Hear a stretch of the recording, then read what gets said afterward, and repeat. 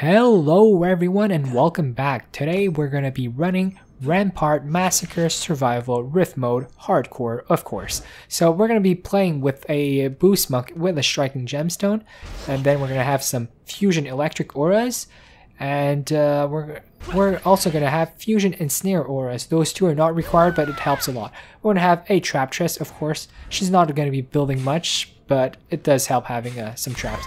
Then we're going to bring I'm going to switch in my deck, my other builders. Here we have my fusion DSTs, of course, and a buff beam. So that's pretty much it. Let's jump right into the map after I switch my deck. So survival, Rampart, Massacre Hardcore Rift mode. It's going to be a wave 23 start, and it's going to be a speed run build. So look, the goal is going to be to clear the map as fast as possible. So we're just going to start. We're going to build everything here, and we're going to start by placing a fusion electric aura over here. We're going to max upgrade it, and we're going to switch to place fusion ensnare auras. I like putting a couple upgrade on those, so you don't need to repair it as much. And then we're going to build an inferno trap and a darkness trap, just like this. It's 3 upgrades on that inferno. And then we're going to switch and place the buff beam like this at the edge of this little square elevation, like this, to the other square elevation. Those square bricks, I don't know how to call them, but you're going to max upgrade that buff beam. So make sure that buff beam is really at the edge of the square, so that's going to be the reference for the DSTs. Try to build them as close as possible like this, and about a 90-degree angle. We're going to place 3 DST pointing exactly that way at a 90-degree angle. You might need to get used to building like this. It's a bit hard the first couple of times, but you could get used to it. In this example, I'm taking my time, and it's I haven't run that map, this map that many times at this point, so that's why I'm taking a bit of my time to build. But if you're much faster than me, you could probably get 8-minute clears on this map. So the 4th DST, it's also going to be pointing south, but it's a bit different. Use that flower pot as a reference. And then we're going to be building 3 DSTs pointing the other way, so it's going to get the north lane and also the west lane, like this, at about 90-degree angle too. So one, and the second one, same thing, like this. And there's going to be a last DST pointing exactly the same way, like this. If you built this right, you should have enough space to place this DST, so just like this.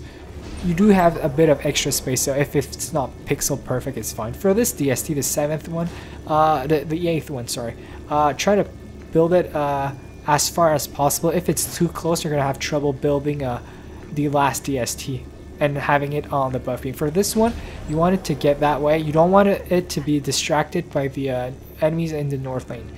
And for the last DST, it's going to be the opposite. It's about the same direction, but you want it to also get the enemies north, just like this.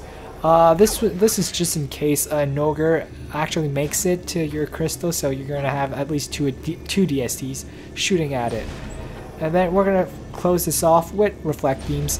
Those are perhaps not necessary. The first 2 are probably necessary if you want to like reflect the ogre kobold shots, but the last 2 are reflect beams, this one and that one, they're not very necessary, but I like building them since it doesn't take a lot of time, and we have some extra to use, so why not? And then we're going to switch to the monk. If you want, you could put 1 upgrade on every DST. Like I said, not required, but that's going to be pretty much it. We're going to be standing at the middle of in the middle of the stack, boosting the electric aura, the ensnare aura, the inferno trap, and the darkness trap. Like I said in this video, I'm using fusion electric auras and ensnare auras, but those are not required. They do help a lot, since having them fusion means that no enemies are going to resist them. Even enemies who get the buff, the resistance buff from the siren, they're not going to resist to your crowd control and to the electric aura, which is what is killing all the trash mobs, of course. However, even if those 2 are not required, I would recommend having fusion DSTs.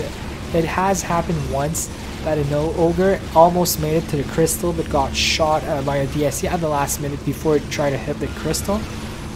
So if you don't have fusion DSTs, perhaps since it's not getting the double damage, that extra time the ogre is going to stay alive might mean that he's going to be able to get a hit on your crystal, so just beware of that. Usually ogres die pretty quickly and don't even come close to hitting the crystal, but as we all know, sometimes DST targeting is a bit random.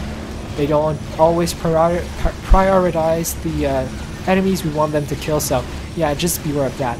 Apart from that, we're not going to be picking any mana or repairing anything, except perhaps the auras once a wave. But this is a speed build, so after the wave ends, we're just going to press G instantly and go to the next wave until we clear the map. So that's pretty much it. Nothing interesting until the end, so I'm just going to skip towards the end of the run. I'll see you then. Alright, welcome back guys, and we're almost we're towards the end, that's for sure. There's only a couple enemies left and it's wave 25, so that's pretty much the build guys. You're going to get the Fusion Enchant Helm, and you're also going to get the Fusion Militia Boots. So that's the farm guys. I hope you liked the video. If you liked it, leave a like and subscribe if you want to see more content like this. And I'll see you in the next video. Bye bye.